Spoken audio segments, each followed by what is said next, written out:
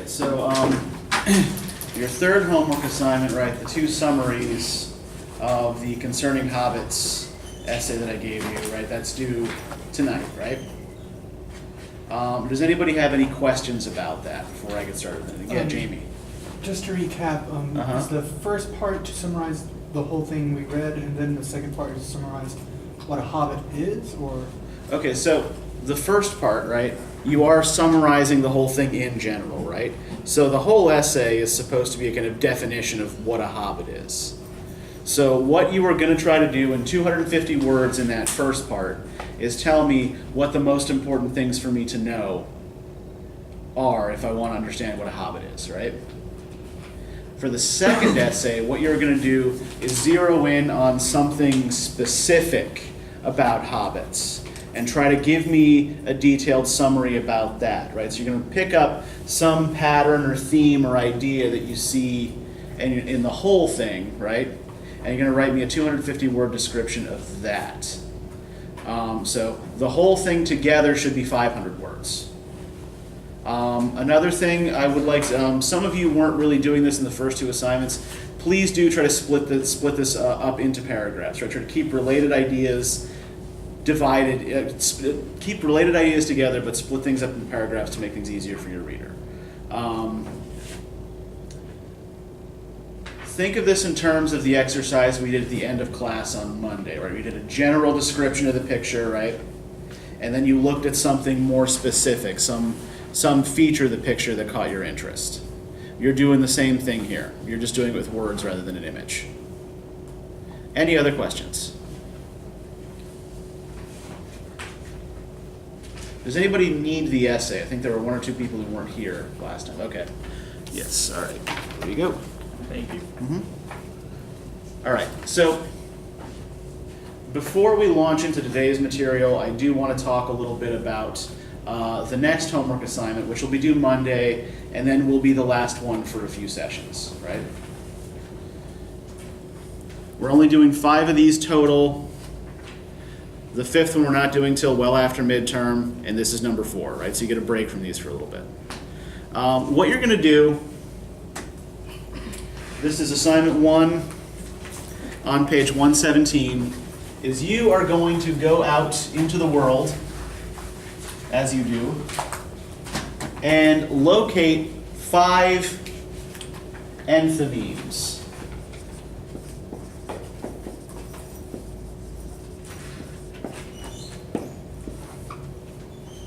So let me explain to you briefly what an enthymeme is, because I'm assuming that for a lot of you this is an unfamiliar word, right? Do any of you have any idea what an enthymeme is? Okay. Not that as I said, not that I expected you to. How many of you took Comp 1 here? Okay. Did any of you do syllogisms in Comp 1 at all? Okay. So a syllogism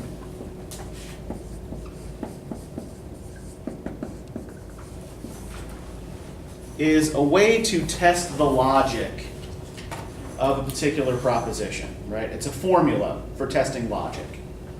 So the classic example is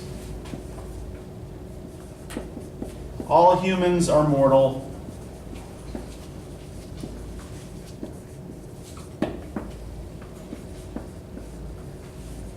Socrates is human.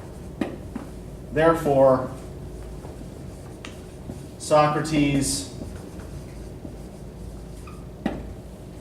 is mortal, right? A syllogism works in 3 parts, right? A major premise, which is a general idea that you state first, right? Usually to establish some broad category.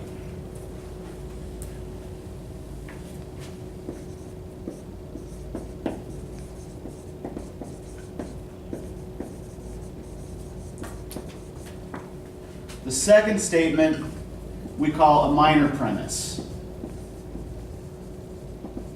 And the minor premise is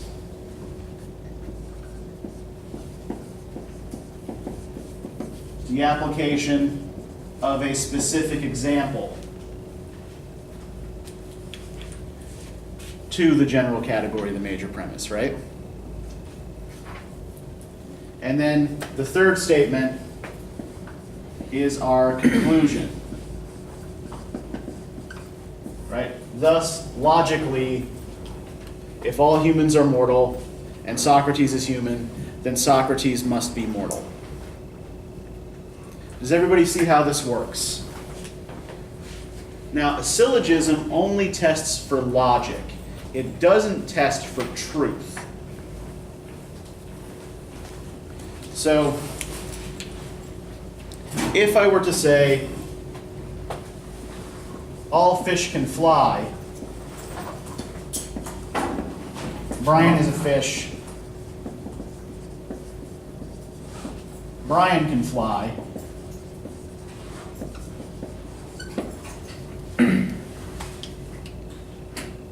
this is a valid syllogism, right? Logically, everything matches up, everything makes sense, but we know that all fish cannot in fact fly, right? And that even flying fish just create the illusion of flying by gliding a little bit on top of the water, right? Fish don't fly. So you can have a valid logical syllogism that is in fact untrue. So the reason I give this here, a syllogism is also sort of a way of connecting pieces of evidence to a claim, right? And sort of seeing that in very concrete ways. Now what an enthymeme is an implied syllogism.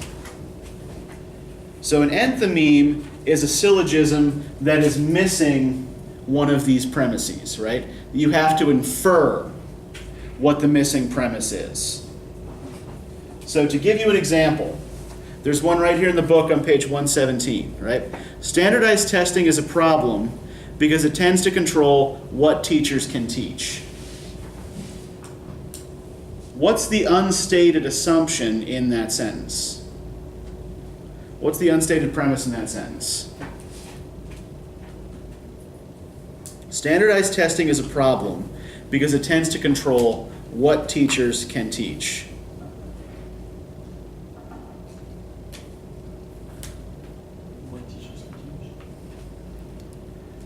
What's the assumption about what teachers can or should be teaching? It's wrong. It's not enough. That is not like what would be on the standardized test. Okay, well, what the statement is saying is that standardized testing dictates to teachers what they should be teaching, right? So, according to the logic of the statement, right, the unstated logic, who should have control over what teachers are teaching? Teachers should have the control rather than the testing company, right? That's the unstated premise in the sentence here. So to give you another example,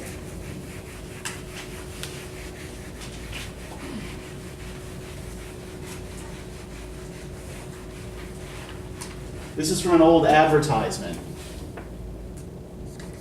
A bigger burger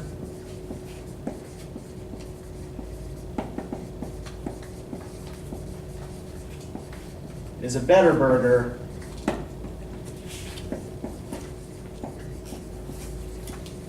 the burgers are bigger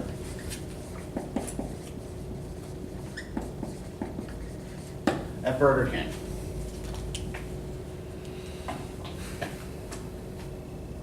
What's the missing premise here? What's the missing statement?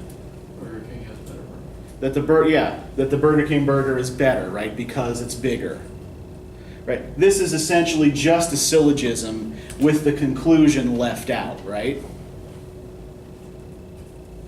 Sometimes an enthymeme is going to be really clear like this. And you're going to find a lot of these in advertising, in movies and TV shows, even in song lyrics. Right? We actually use these all the time. We're just not aware of it. So what I want you to try to do is to be hyper aware of where people are making statements like this with the kind of unstated assumption, right?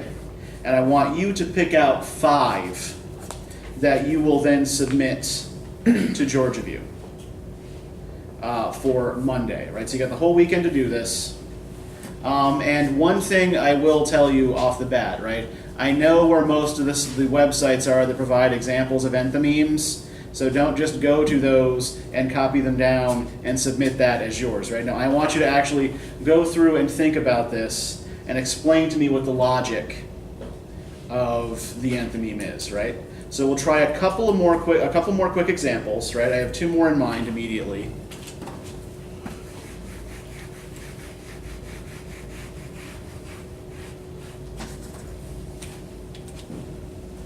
Fear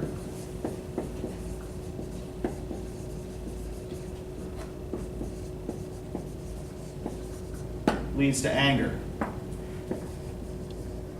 Anger leads to hatred. Hatred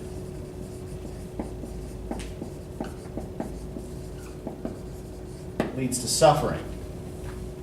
That is the path to the dark side.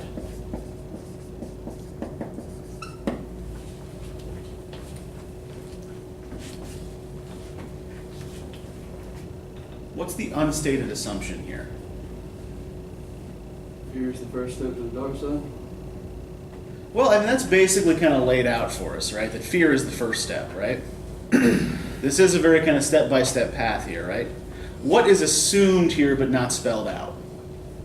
That fear is suffering. Pardon? That fear is suffering. Well, fear leads pretty directly to suffering, right? But the dark side of the path. Okay, yeah, the basic assumption here that's being left out is that the dark side is bad, the dark side is undesirable, right? That to follow that path is wrong, to follow that path is evil, right? That's the unstated assumption. All right, so I'll give you another example. This is from an old Public Enemy song.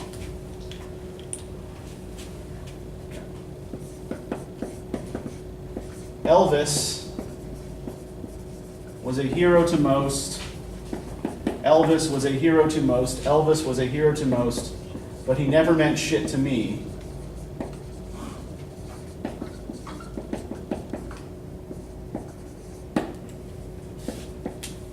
Straight out racist, simple and plain.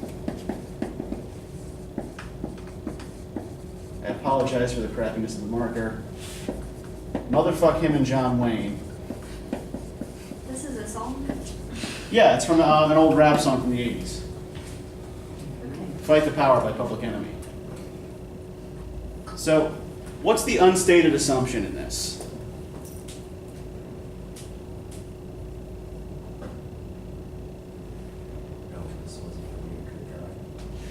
Well, that's not really unstated here, right? I mean, it's straight out calling Elvis and John Wayne racist, right? Who are Elvis and John Wayne heroes to, and who are they not heroes to?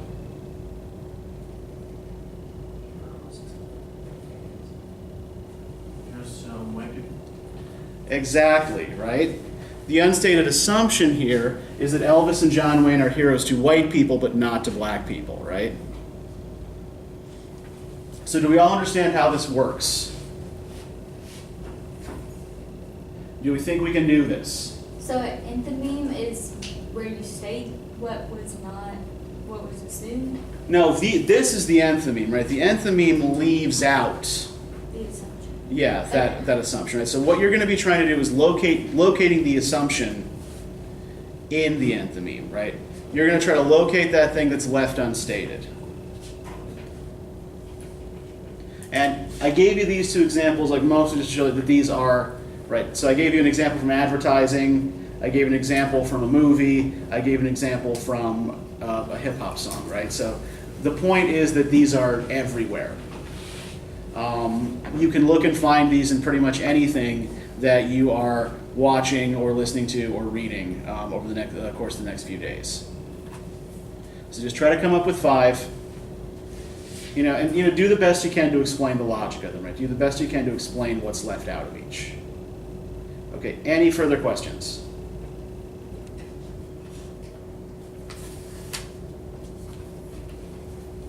Okay. I think this board needs a really thorough cleaning. I can see the layers of things I've been writing on this all week.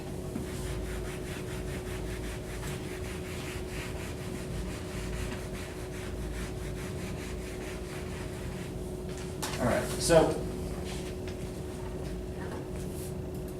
I want to do another quick reading exercise with you. I'm going to flash something up on the screen here.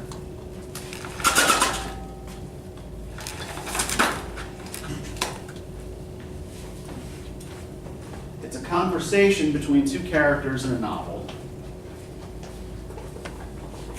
And I want you to tell me what the second character is doing when he responds to the first character, okay?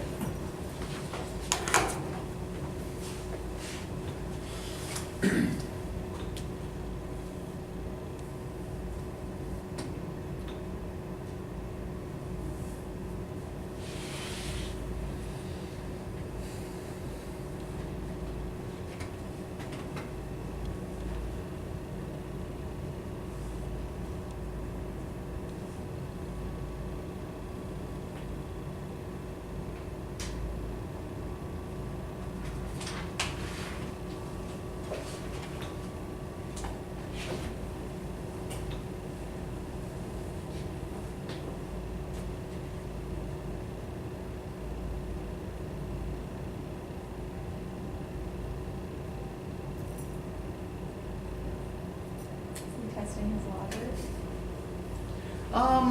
There is a kind of test going on here, right?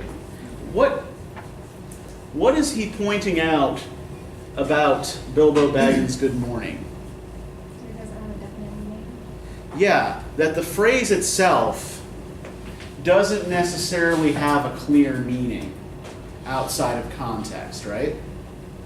That it can potentially mean all of these different things, right? So we have that first sentence that there's, good morning, said Bilbo, and he meant it, but we don't know what the it he mean. What Gandalf points out in response is that we don't really know what the it he means is, right? And down here, there's a further possible meaning of good morning, right? That good morning as a polite shove off, right? Good morning, done talking to you, go away now.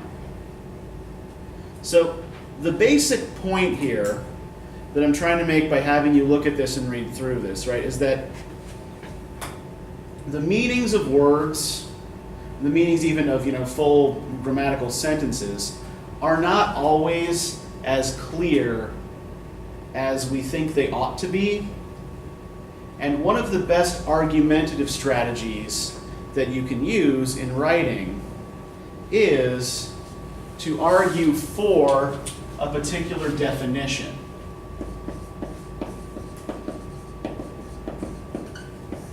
Right, of a category, of a term, that sort of thing, right? So even if this isn't the basic thing you're arguing for, the whole paper isn't based on a definition, you will always need to define your terms for your reader so you know what they're talking, so they know what you're talking about, right? In this case, we see good morning can mean about half a dozen different things. So you would need to explain to your reader exactly which good morning you mean. So let's say you are writing a paper for a music history class or a music appreciation class. How many of you have taken music appreciation? Do they actually make you write papers? Okay, good. All right. Yes, excellent. So say that you're writing about contemporary music, right? And you want to draw a distinction between two broad genres, right? You want to draw a distinction between pop and rock.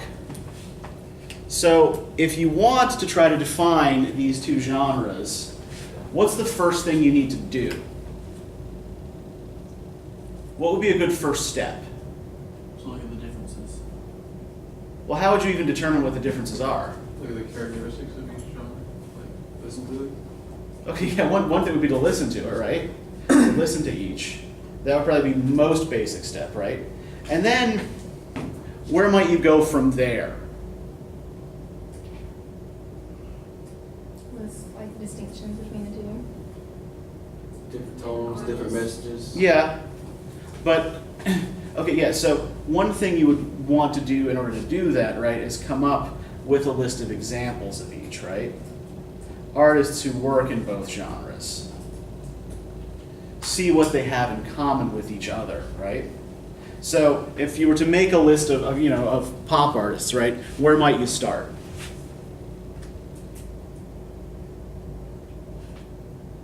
Like common pop artists. Yeah. Taylor Swift. Okay, yeah, sure. Taylor Swift. Who? I didn't hear you. Adam Levine. Okay, Adam Levine. Yeah, pop artist. He can be for the purposes of this exercise. Who else? Ariana Grande. Okay, Ariana Grande. Good. Yes. Right. Don't be shy about this. It's okay Beyonce. to know. Okay, Beyonce. Yeah. Good. All right. See, now you're right. Now you're getting there, right? I'm not going to make fun of you, because you know who these pop artists are. It's not going to change my opinion of you in any way. Okay, give me one or two more. Justin Bieber. Okay, Justin Bieber. Camila Cabello. And yes, Camila Cabello. Okay, good. Now, can you give me a list of rock artists? Kill Switch Engage. Okay. That was fast. All right. Fleetwood Modern Mac. rock or like? Kills. Let's just think rock broadly. Fleetwood Mac. Okay, Fleetwood Mac. Aerosmith. Aerosmith. 5 Seconds of Summer. AC/DC. 5 Seconds of Summer. Okay, hold on. Slow down. God. Journey. Now I can't stop. Okay, AC/DC, Journey. All right, let's stop there. I think that's a pretty good list, right? Okay, so one thing that we notice right off the bat here when we list these together, Rock is more bands. yeah, all of the rock artists you listed are groups, Right. and all of the pop artists you listed Or single. are solo artists, even if they do sometimes otherwise work with a group, right? So we can come up with one basic distinction there, right? Okay, that maybe rock is typically, if not always, a little bit more band focused, and pop is focused more on presentation of a solo artist, right? Okay, so band, solo, right? Even if you're talking about a pop group, like say something like One Direction, right? Is it a group that typically a group that plays instruments? No. The focus is on vocal prowess usually, right? So what you want for a pop artist is either a good voice or a voice that is easily processed by auto-tune, right? So so there's more of a focus probably on the voice in pop, right? In fact, we have a competition for aspiring pop singers that's called The Voice, right? So with rock, then, the focus may be more on kind of like the instrumentation, yeah?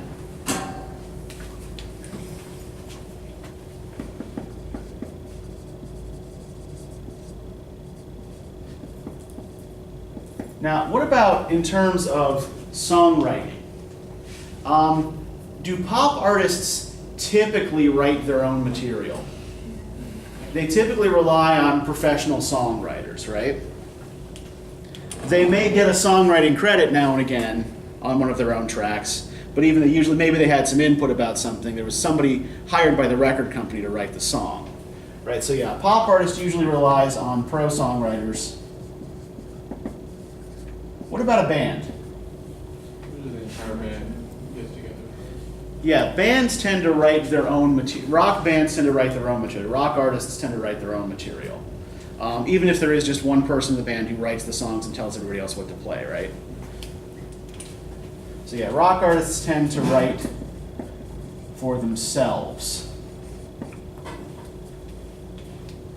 And usually when you see a rock band hiring lots of outside professional songwriters, it means they're in their period of terminal decline, right? They are not long for this world, except as a touring outfit.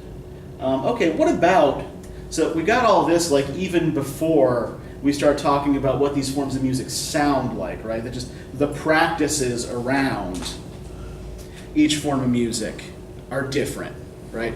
The norms of behavior are a little different. What about the sound? Like sort of getting back to sort of the instruments here. What's the instrumentation typically like in a pop song? It's like more techno, like synthesizers and stuff like that. Okay, yeah, often a lot of synthesizers and keyboards, right? Not always, but more frequently, right?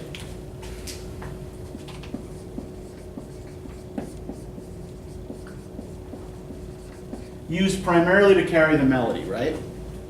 Now, how does rock differ or not differ in that respect? What's rock instrumentation like? Guitar and drums.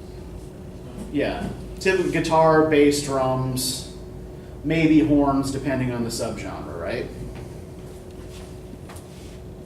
If a rock band does use, say, keyboards or synthesizers, is it usually very prominent in the sound?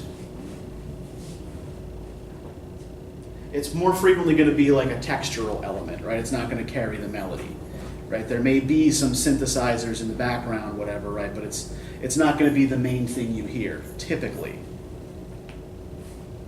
Okay, what else? What else can we say sort of about the basic differences in sound between pop and rock?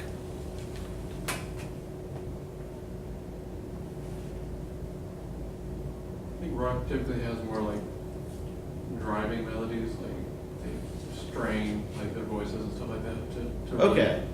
drive home. Like, Yeah, there's usually like a stronger backbeat, right? Yeah. Well, yeah, sort of you put that, okay, driving rhythm. And what about pop then? Pop can often have driving, pumping rhythms, right? But what are pop rhythms usually designed more to do or to match up with? replayability, like being able to sing along with it. Okay, replayability, being able to sing along, right? Okay, although plenty of rock songs have that quality too, right? You know, I mean, Journey pretty much exclusively wrote anthems, right? That you're supposed to, you know, roll down your car windows and sing along to. But pop music is also kind of more suited to dancing, right? So the rhythms are often going to be dance rhythms. So certain rhythms that are often hard to incorporate into a rock group, which tends to be sort of more that kind of 4/4 driving kind of beat, like you know, certain kinds of Latin American rhythms, right, that tend to be a little bit more complex, are often better suited for a pop song than a rock song, right? They fit in a little better there. So when you're writing your paper sort of then on this distinction between pop and rock, right, then you have this set of characteristics you can use to define each, right? And, you know, the point here is not to go for total accuracy with either of these, right? I get that, you know, okay, yes, Bruce Springsteen, for example, Neil Young, right? These are rock artists and not pop artists, right? So not all these distinctions always apply, but you see the value of sort of breaking down a term into a set of characteristics that you can then use to define it, right? And using a set of examples in order to make that work, right? So let's demonstrate then how we can kind of make an argument from definition in this way, right? Do any of you watch horror movies? All right, that's about a third of you-ish. Okay, so what are the typical characteristics of a horror movie? If you had to define horror as a genre, as a category, what do most horror movies have in common? Jump scares, loud Okay, yeah, I mean, the basic point is to, terrify you into shitting your pants, right? So yeah, they're supposed to be scary. Extremely loud noise, very loud. But is the whole movie typically loud? Just sudden bursts. Yeah. There are usually strong, quiet, loud dynamics, right? There's yeah, the music is like the classic Psycho riff, right? Just that repetitive reet, that sort of simulates stabbing. So yeah, the music is often intense. Victims. Quiet, loud dynamics. And what are the victims in a horror movie usually like? Dumb. Okay. Dumb, okay. How so? Be more specific. Because they like run towards the like person trying to kill them. They're like They can't trip they over can't- hair. Uh-huh. They seem to investigate everything. Okay, yeah, it's like quick in here where I can be cornered, right? Too curious. Okay, overly curious, right? So the victims often violate what seem to us to be the rules of good sense, right? So the victims are typically not sensible.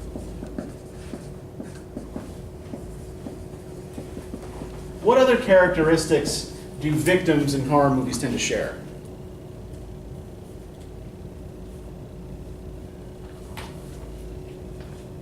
How often is the victim in a horror movie the virginal straight A student?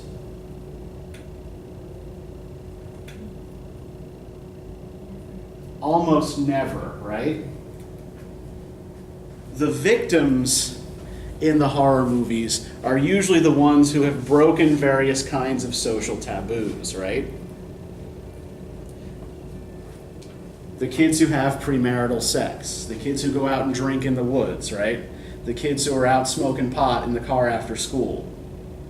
They're the ones that Jason and Freddy carve up, right? They're the ones that get killed. Yeah, the kids who break the rules. The victims in a horror movie are almost always rule breakers.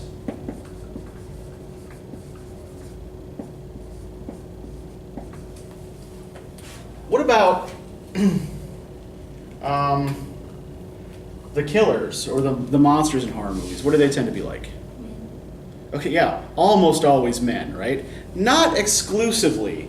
In the first Friday the 13th movie, for example, right, the killer is actually Jason's mother, not Jason. Right? She wants revenge for the way the campers years ago had ignored her son while he was drowning. And then he comes back in later movies as a great big lumbering, unspeaking thing in a hockey mask that chops teenagers up with an axe. But yeah, the killers are usually male, or if they're not human, tend to be given masculine characteristics, right?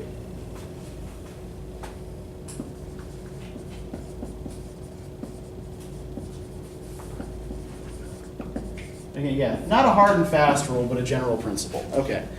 Anything else about the monsters, the killers? Most of them are vengeful. Pardon? Most of them are vengeful. Something has been done to them. Now they're trying to. Yeah, very few are completely, don't have a logical motivation of some sort, right? So there is, usually some sort of motivation, whether it's revenge or something else.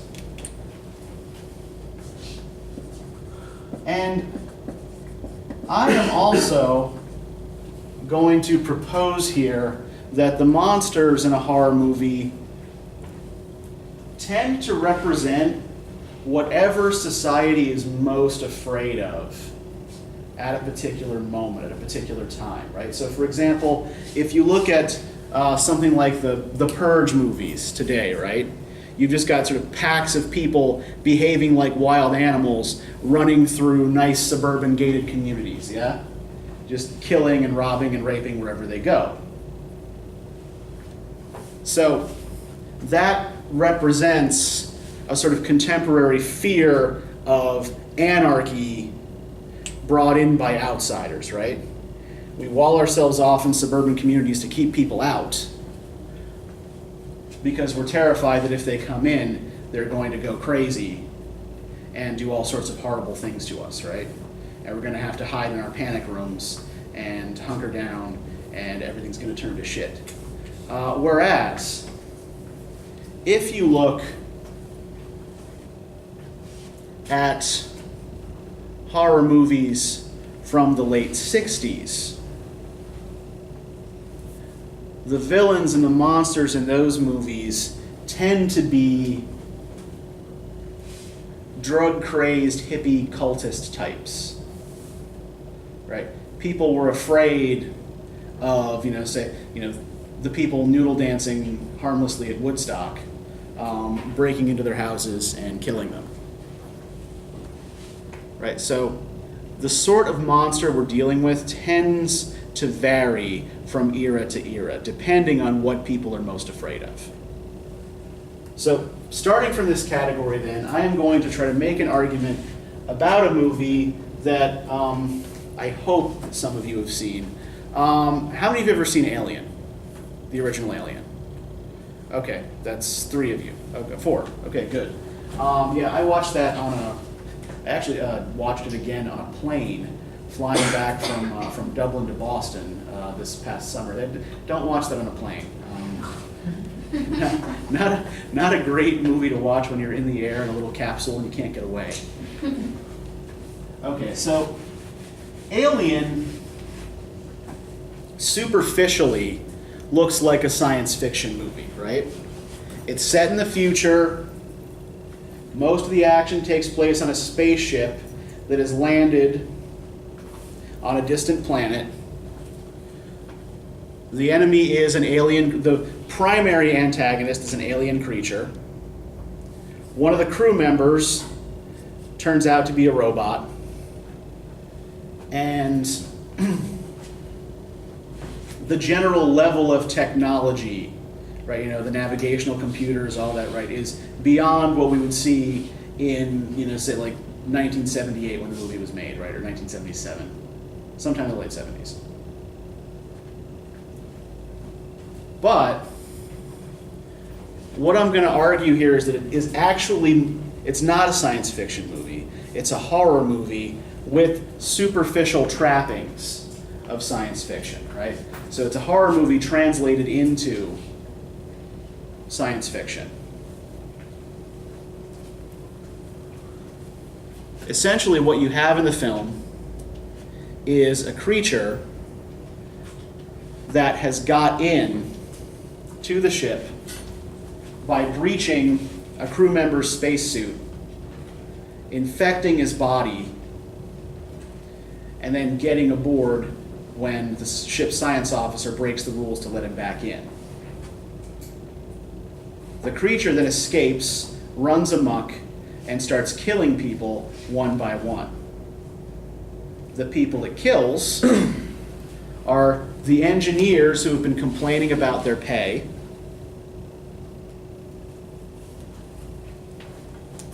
the first officer whose face it came aboard on because he wasn't supposed to pick up that egg, the navigator who refuses to not go where she's told not to go, and the captain who breaks with their company's protocol at various points to try to contain the threat. The only person who survives is the ship's warrant officer. Does everybody know what a warrant officer is on a ship? Okay, the warrant officer is the person whose job it is to enforce the rules. So the only survivor on the ship is the person who is responsible for making sure everybody follows the rules. On top of that, there are basically 3 villains. Right, you have the monster,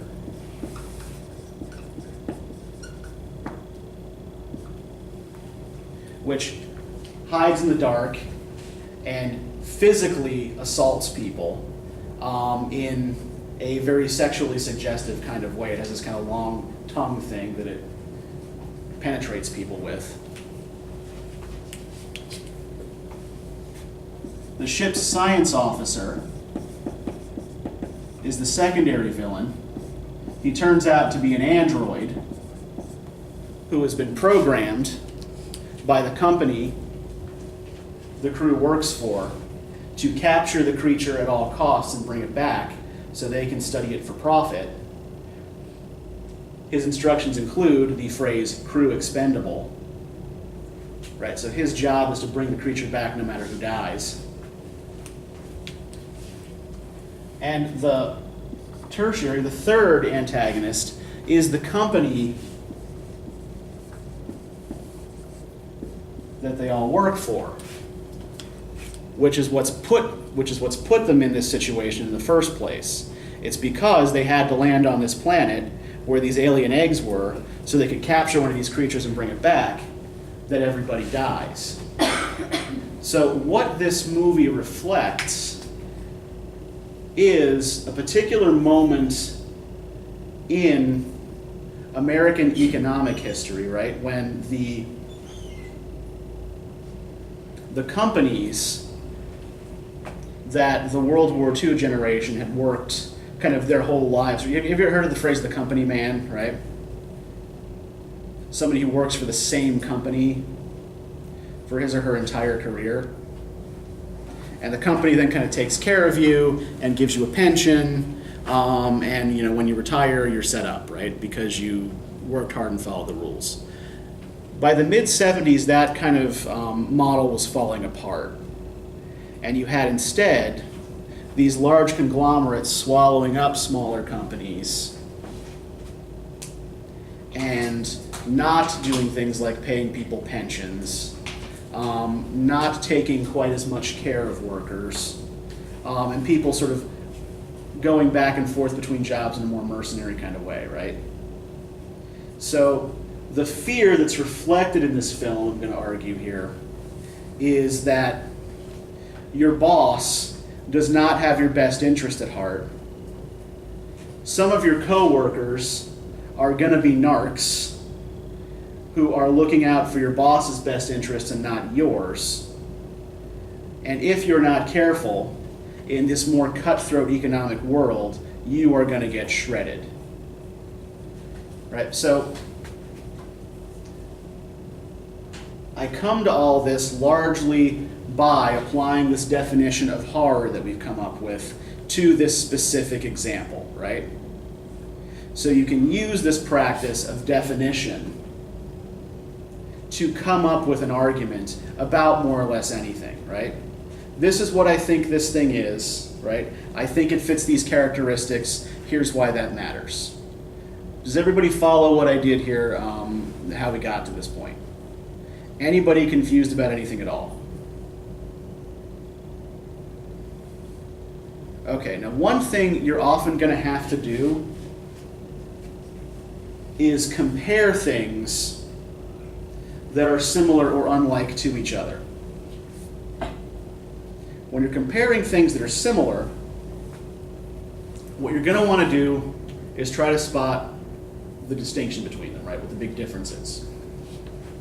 If you're comparing things that appear to be quite different, then what you're going to be doing is looking for an unexpected similarity, right? So to give you an example of how this works, I'm going to show you 2 music videos. And what I want you to do is tell me how they're alike, right? I want you to point out to me the similarities between the 2 videos, okay?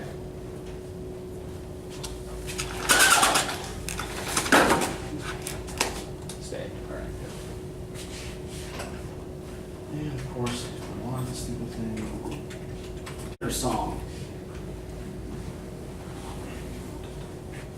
Hip-hop doesn't typically work that way, right? You know, they may take a variety of samples to create a different sound, but usually they're taking them from other sources, right? So for both of these songs, the backing track is an old Stevie Wonder song called Pastime Paradise. What about, not just in terms of the music, but in terms of the visual presentation here? What's similar? They have like the blonde woman sitting in the chair. Yeah, both of these have a blonde-haired, blue-eyed woman sitting in a chair, while what happens around her? He like sings or like raps. Yeah, in both cases, a woman sitting in a chair in a dark room, right? While a man walks around and does what essentially? What he does every day? Yeah, he explains to her about his life, right? Another similarity was the guy singing the chorus for both of them. Mhm. One was like representing each culture, but both of them were sweating like a lot towards the end. Yeah. In both, the guy singing the chorus part gets sweatier and sweatier. Yeah. But yeah, exaggeratedly so in the Weird Al video, right? Okay, yeah. So the basic situation here, the way it's framed, is the same, right? At least visually. And then it like pans into like it'll be like at where they're in the room with the woman, and then Uh-huh. they'll go out into like when he's on the farm or like when they were in like the classroom and stuff like that, like transitions from like different times. Right, it actually goes out from that room into day-to-day existence, right? Sort of demonstrating what's actually going on in the neighborhood around. Now, what's going on in the Coolio video, this is actually one of my least favorite least favorite music video cheap tricks, where they're trying to sort of tie it in to a movie, and they've got all those scenes. Like, I don't know if they still make movies like this anymore, but there was a genre that was really popular when I was growing up in the 80s and 90s. It's essentially magic white teacher gets parachuted into inner city neighborhood and rescues all of these young boys and girls of color from themselves and from their situations. This was a particularly bad example of that genre called Dangerous Minds, starring Michelle Pfeiffer. But yeah, so the basic framing situation here is pretty much identical. What's different in the framing situations, though? If we think to those scenes where the man and the woman are in the room together, what's the difference? One's in a barn and one's like in a Okay, yes. One is in a barn. there's like hay on the ground. Yes, one is in a barn and one seems to be in like the basement of the school, right? Okay. What else is different there? In the first one, there's like a lot of other people Mhm. like down there, but then in the barn, it was just them two. Okay, yeah, she walks through a hallway that's full of other people, right? And then, this is particularly telling at the end of the video, she gets to walk out, right? While everybody else stays put. She doesn't have to stay there. We'll talk about that in a minute. But anyway, right, so yeah, there are people around in the Coolio video. There are not people around in the Weird Al video. If we look at how the women are dressed in each one. The Amish have to like wear like dresses and have Uh-huh. this like ankle showing, like Uh-huh. very modest, and then she was like wearing pants, which is like too worldly for them. So. Okay, yeah. She's wearing pants and a leather jacket, right? So, who is the Amish person being played by Weird Al explaining his life and culture to? Another Amish? To another Amish person, right? So is he talking to an outsider here? It's an insider talking to an insider, right? And we can kind of see that as a theme in the video as a whole, right? When the local kid kicks him in the ass and knocks him down, you know, does he say, "Fuck you, you little bastard," or go chasing after him or call the police? No, he bottles up everything, right? The only people we see the Amish interacting with in the video are other Amish, right? So when he grabs the man and the woman. Except when he grabs the man and the woman, yeah. And he gives them the finger, right? And then he pulls them in and says, "We're just technologically impaired, stop laughing at us," right? And yet, the whole video is meant to make you laugh at the Amish, right? So there's maybe a level of unintended irony there, right? But, yeah, by and large, the Amish Paradise video is insular, right? The Amish are an island unto themselves, and nobody else gets them. In the Coolio video, on the other hand, right, he is at least trying to explain urban gangster culture to an outsider, right? He is trying to tell her, like, look, like, you come into my neighborhood, this is what things are like, right?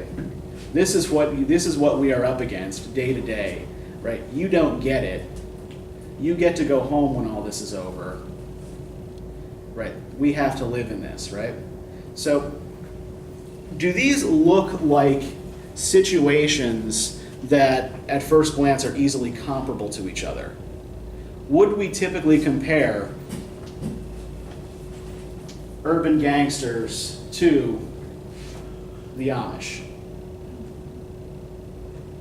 Right. Despite the fact that I am aware that there was a TV show for a short time called Amish Mafia.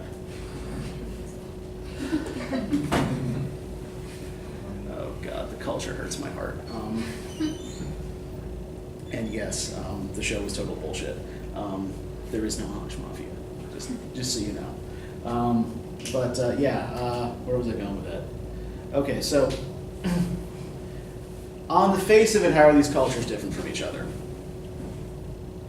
Everything about them is different. Everything about them on the surface is almost totally different, right? They're different environments, right?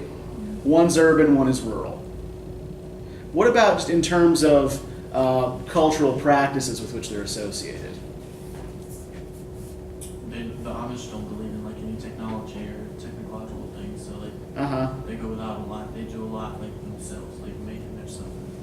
Okay, yeah, everything's kind of DIY for the Amish, right? Although that is actually kind of a similarity, right? If you live in a poor urban neighborhood, you often have to jerry-rig a lot of things for yourself because they're simply not available for you the way they might be in a wealthier neighborhood, right? You might have to, if you want cable, right, you might not be able to pay, you might have to hook up something yourself to get it flowing into your house, right? If you want your electricity to work properly, you probably have to do a lot of little fixes of your own because the electric company won't come out to where you live, right? So that is actually a kind of unexpected similarity there, right? That both cultures have a kind of do-it-yourself ethos. What else is most obviously different about them? What about in terms of who makes up each culture, right? The Amish are white people. Yeah, the Amish are almost exclusively white, right? Most of them are descended from like the same families from Switzerland that emigrated to the U.S. in the 18th century, right? Whereas gangsters tend to be a little bit more diverse, right? We saw that several of the characters in that video were Latino, were black, were Native American, even a few of them were white, right? So more racially and culturally diverse, defined more by socioeconomic situation and by place of residence than by color or religion, right? Now, gangster culture also often tends to glorify violence, right? As a way to sort of demonstrate one's credentials, demonstrate one's power to intimidate rivals. Whereas the Amish tend to be pacifists, right? They not tend to be, they are pacifists, right?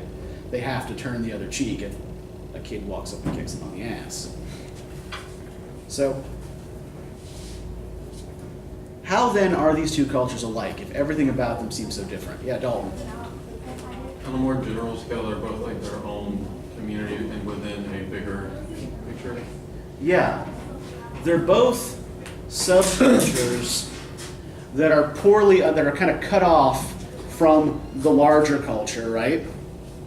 And are poorly understood by people who don't live in the culture, right? Which is why in both of these videos, we have a kind of explainer figure. Right? I am telling you what it means to be me, what it means to live here. But in the Coolio video, we have an explainer figure who is actually of that community, right? Whereas in the Weird Al video, well, one, an Amish person wouldn't make a music video, right? Two, right, Weird Al is Canadian and Jewish, right? He is not in any way Amish. Has no connection to the Amish. So there's a level of kind of like appropriation there, right? Kind of picking on a target that can't defend itself or won't defend itself from this kind of thing. So the basic similarity, though, that would be best to work with if you had to sort of build some kind of comparative argument about these two videos would be that explainer figure, that situation in the room, right? That in both cases, you have an insular subculture being explained by a purported insider, right? All right, so I'm going to let you go a little bit early today, sort of on that note.